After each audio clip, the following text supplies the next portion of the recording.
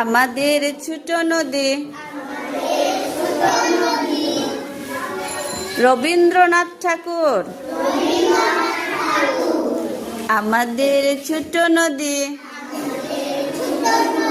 চলে বাঁকে বাঁকে, বৈশাখ মাসে তার হাঁটু জল থাকে। পার হয়ে যায় গরু, পার হয় গাড়ি, দুই ধার উঁচু তার, ডালু তার পারি, চিক চিক করে বালি, কোথাও নাই কাদা, একদারে কাশবন, ফুলে ফুলে সাদা,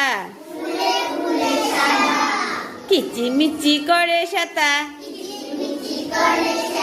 শালিকের ঝাঁক, রাতে উঠে থেকে থেকে শেয়ালের হাক। ধন্যবাদ সকলকে।